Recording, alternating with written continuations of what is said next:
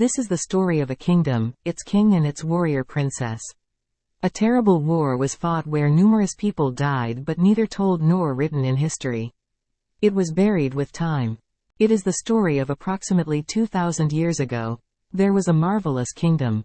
Its name was Roopnagar. It was the largest kingdom in that time. It was situated near Bolpur in today's West Bengal. It had mines of gold and expensive gemstones. The king of Roopnagar was King Rudra. He was honest and famous king. He was popular not only in his kingdom but also in other kingdoms. His subjects were very happy. They lived in peace and harmony. The king had only one daughter. Her name was Rudrani. Although the king craved for a boy, but his wife gave birth to a girl child.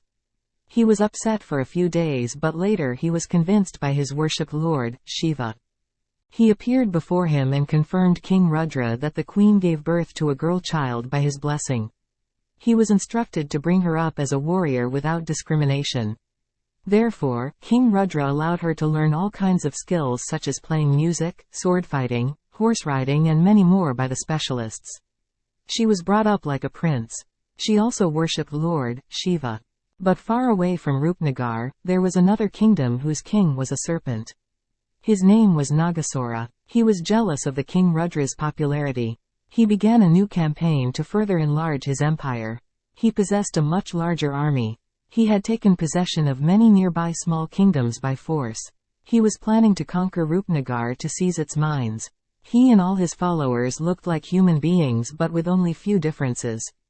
Their heads resembled snakes, their skins were made of small scales and they had long tails behind their legs. Their eyes were green and split tongues. One night Nagasura sent his ambassador to King Rudra. "My king, Nagasura want your kingdom, Roopnagar. Surrender now. Otherwise, he will attack your kingdom with more than 2 lakhs serpent soldiers." Ambassador threatened the king. "You have only tomorrow to reply to his proposal." He returned by riding his horse. King Rudra was worried because of 2 reasons. Firstly, he had extremely fewer soldiers compared to Nagasura's serpent soldiers. Secondly, he was against the war. He knew if a war broke out, many innocent soldiers could have died. After thinking for hours, he decided to consult with his minister and commander-in-chief the next day. The next day, a court meeting was held quite early than usual time. Princess Rudrani was present there with other courtiers. King Rudra suggested them to surrender without war because his soldiers could die. Everyone lost in deep thought except Rudrani and Bikram, an assistant commander. "We're not timid. Although our soldiers are less in number, but they are the world's best soldiers. We can't let them win so easily.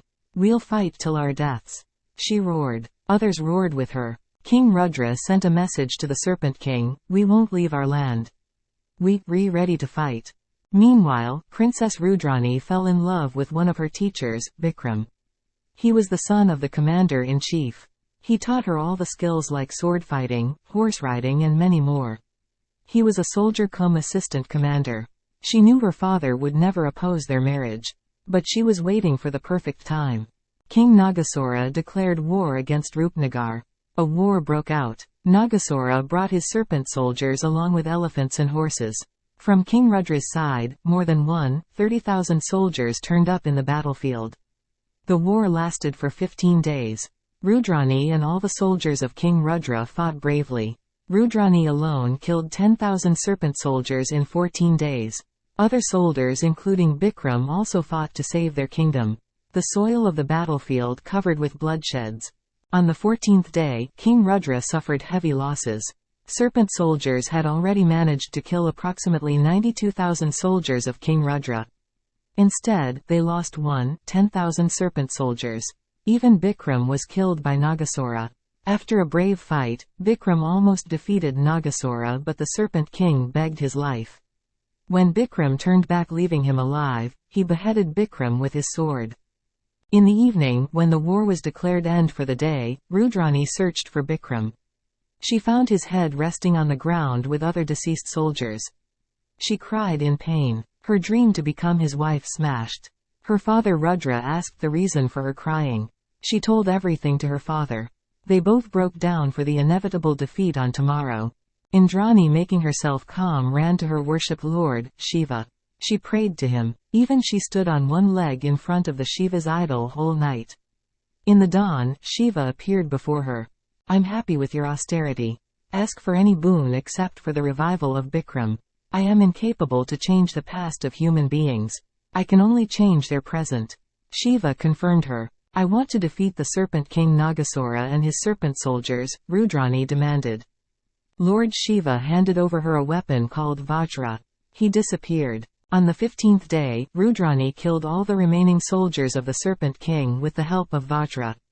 Her father killed Nagasura. At last, peace was restored with the price of numerous innocent soldiers. After the outrageous war, King Rudra resigned. He crowned his daughter, Rudrani. Rudrani became queen and ruled for almost 56 years. She ruled like her father. In her reign, Roopnagar became a most enriched kingdom in that period of time. But she never married. As she was unmarried, after her death, there were no dynastic who could become the next king. The Roopnagar became the center attraction of barbaric invaders. Later, several invaders invaded the kingdom. They looted the precious gemstones and gold from the kingdom. They brutally killed its citizens. With time, the Roopnagar was demolished by them. We can't find this historical story in history chapters because numerous barbaric invaders ruled, looted and demolished the kingdom, Roopnagar. It still exists in folklore.